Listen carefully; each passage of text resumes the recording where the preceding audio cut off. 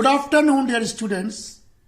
Today is 5th November 2020, and for the students of BA semester 5th who adopted the population studies in economics subject, today I will deal with the mortality trends in less developed and developed nations.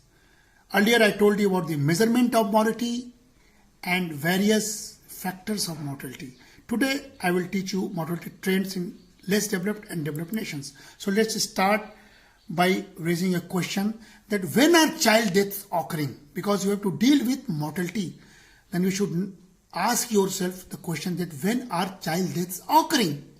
So students, the 10.6 million annual child deaths are not distributed evenly over the 0-4 years age period. And more than 70% of all child deaths occur in the first year of life, which is called as infant mortality. And of these, nearly 40% occur in the first month of life, that is called as neonatal period. And I already told you about these three measurements in the earlier periods. So again the next question is, where are child deaths occurring? Then you can say that only 2 WHO regions account for more than 70% of all under 5 deaths. And dear students, you can see that 42% in the African region and 29% in Southeast Asian region, in which India also falls. And when you disaggregate that, then you will find that only 6 countries account for 50% of all child deaths. India, Nigeria, China, Pakistan, Ethiopia and Congo. And these all are the countries of African and Southeast Asian region. Okay. And then the next question comes in our mind. What are under 5s dying of? कैसे मर रहे हैं वो? So dear students, you can see that 50% are dying with these 5 diseases: pneumonia, diarrhea, malaria, measles and HIV/AIDS. And now the new one comes as a COVID-19, which is a pandemic. Okay, so the cause is because due to malnutrition contributes to more than half of the under 5 deaths. So here, dear students, we have to address the issue of malnutrition for the avoid of mortality rate and for the sake of more development in our nation. We know that in the previous weeks, in hunger index released by the World Institution, India is a very poor condition, 98th position in out of 104 countries. So we have to very carefully study these topics. And then the question comes that what are neonates died of?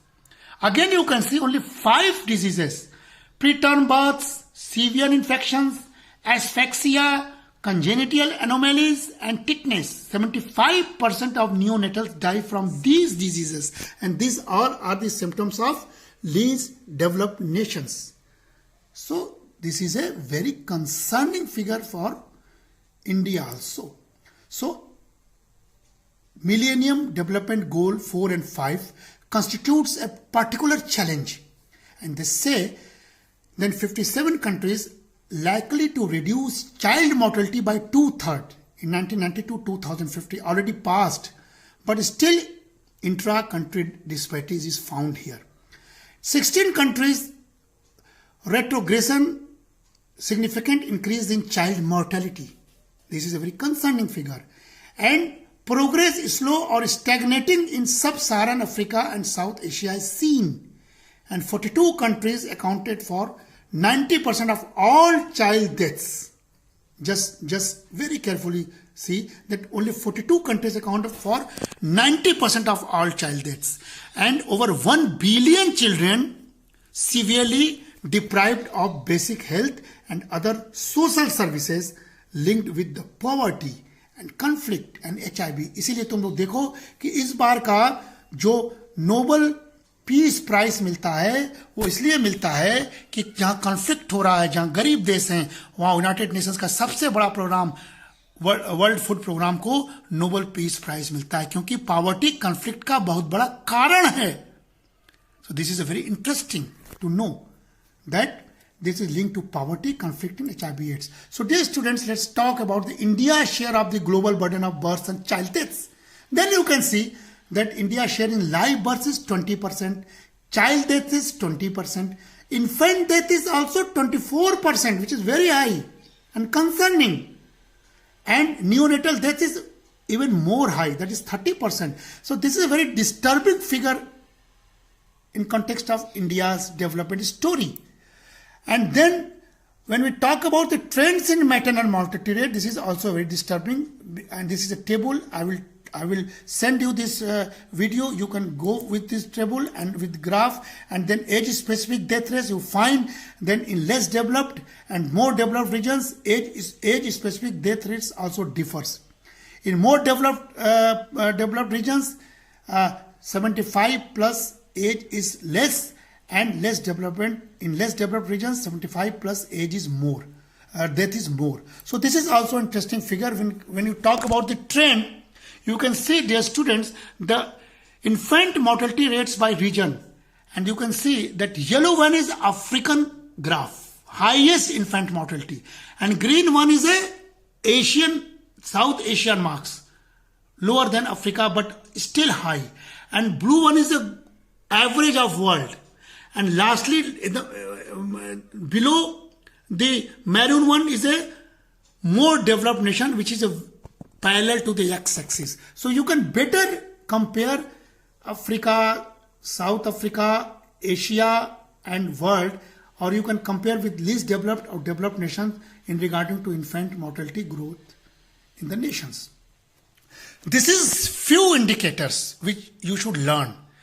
Less developed country and more developed countries. That is, in more developed countries, there is a crude birth rate is low, and in lower developed countries, crude birth rate is high. In MDCs, crude death rate is low, and in LDC, that is low.